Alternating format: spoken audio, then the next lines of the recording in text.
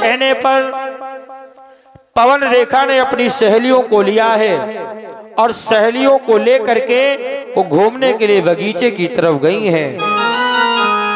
और जैसे बगीचे में पहुंची, सुखदेव जी ने कहा, हे राजन परीक्षित,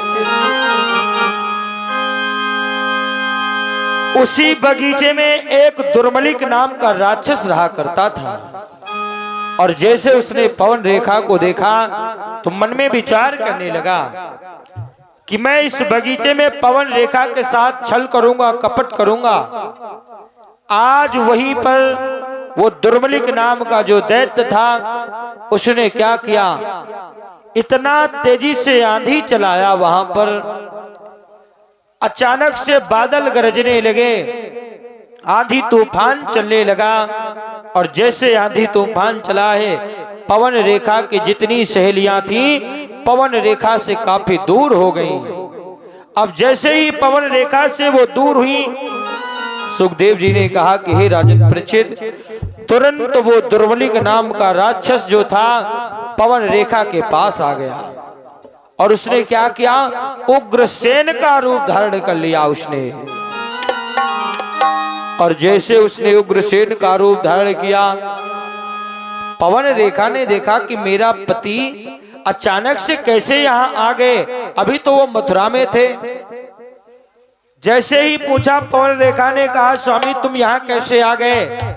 आज वो दुर्मलिक नाम का राक्षस जो था पवन रेखा के पति के भेष में, उसने कहा, देवी मैं तुम्हारे बिना अकेले मथुरा में रुक ही नहीं पाया, मैं तो पीछे पीछे ही तुम्हारे चला आया था। आज सुखदेव जी कहते हैं कि हे महाराज परीक्षित, उसी जंगल में उस दुर्मलिक नाम के राक्षस ने पवन रेखा के साथ में छल कर दिया। और जैसे ही उसने छल किया तो तुरंत अपने भेष में आ गया। वो अपने राक्षस भेष में आया और जैसे राक्षस भेष में आया, पवन रेखा ने देखा कि ये तो मेरा पति नहीं, ये तो कोई दूसरा था, ये तो कोई राक्षस था जो मेरे पति का रूप धारण करके मेरे साथ में छल कपट कर दिया है। उसी समय जैसे पवन रेखा ने कहा, दुष्ट, अरे तेरो होई जा सत्यानाशी, अरे अभागे धर्म बिगारो मेरो।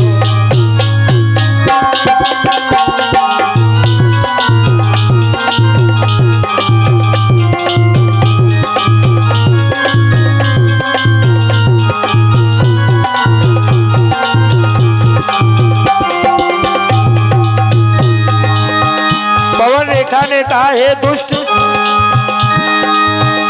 अरे धर्म बिगारो मेरो, तूने धर्म बिगारो मेरो।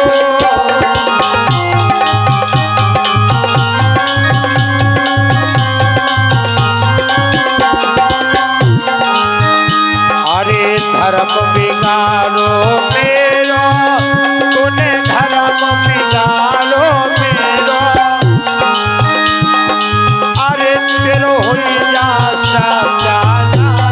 अभागे धर्म बिगारो मेरो।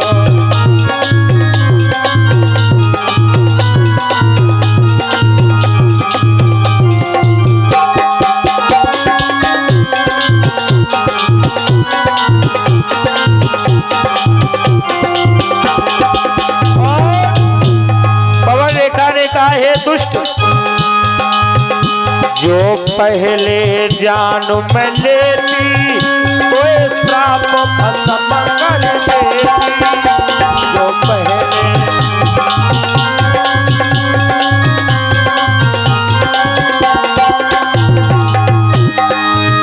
जो पहले जान में लेती तो श्राप भस्म कर देती। अरे तेरो हो जा सत्यानाशी, अभागे धर्म बिगारो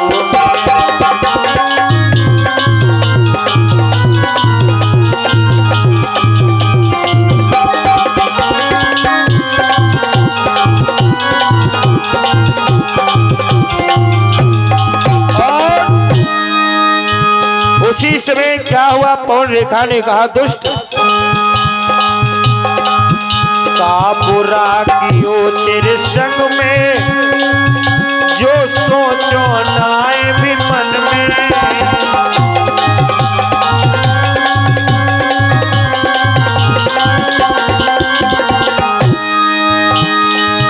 का बुरा कियो तेरे संग में, जो सोचो नाए भी मन में।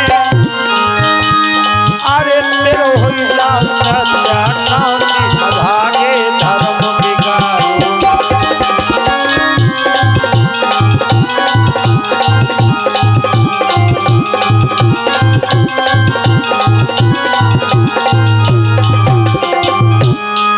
पवन रेखा ने कहा अगर दुष्ट मुझे पहले पता चल जाता तो मैं अपने पति धर्म के माध्यम से तुझे जला के भस्म कर देती। जो पहले जान में लेती तो श्राप भस्म कर देती।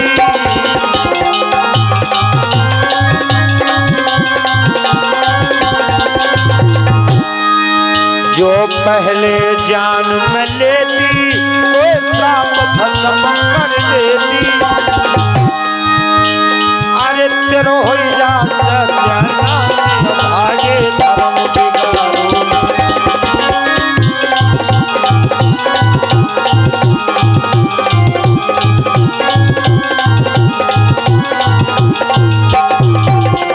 आज उसी समय क्या हुआ, पवन रेखा ने कहा दुष्ट अगर मुझे पहले पता चल जाता तो मैं अपने पति धर्म के माध्यम से तुझे जला के भस्म कर देती। आज उसी समय दुर्मलिक नाम का वो दैत्य तुरंत हंसने लगा, तेजी से हंसने लगा। पवन रेखा ने कहा दुष्ट मैं तुझे श्राप दे दूंगी, जला के भस्म कर दूंगी।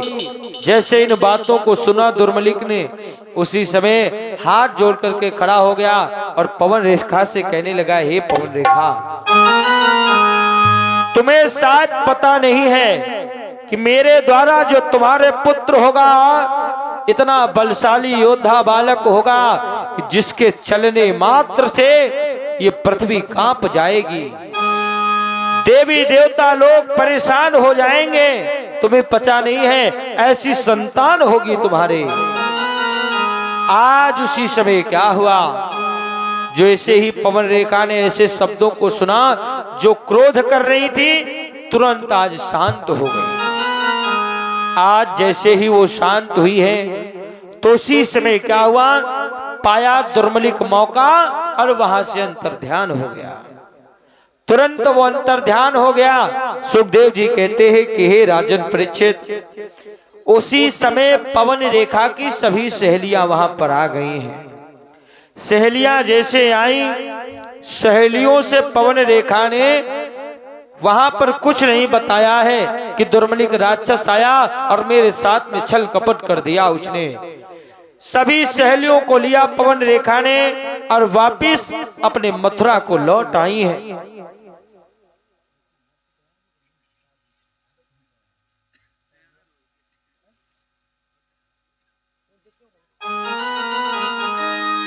आज सुखदेव जी ने कहा कि हे राजन परीक्षित, बड़े प्रेम से वहीं पर पवन रेखा रहा करती थी और जैसे धीरे धीरे समय निकला तो उसी पवन रेखा के द्वारा एक सुंदर से बालक ने आकर के जन्म लिया।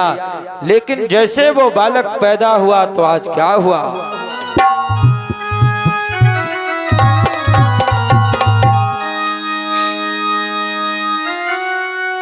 पैदा होते ही बालक के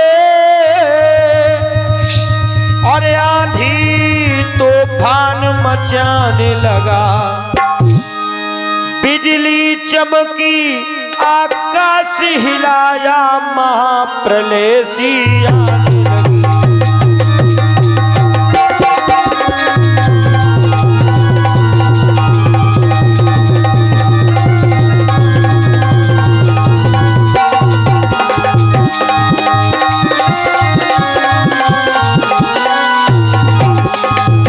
आज क्या हुआ,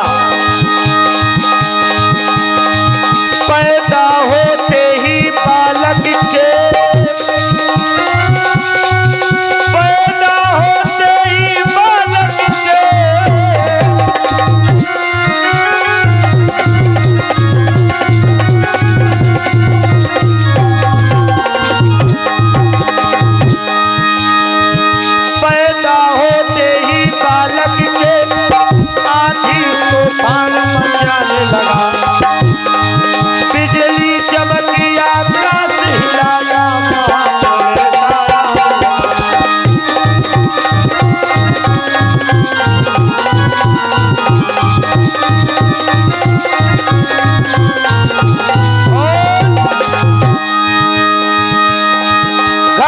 के घन अरे उमर पड़े, धड़कने लगी धुर धरणी की, आया उबाल तालाबों में हिल गई पार जमुना की।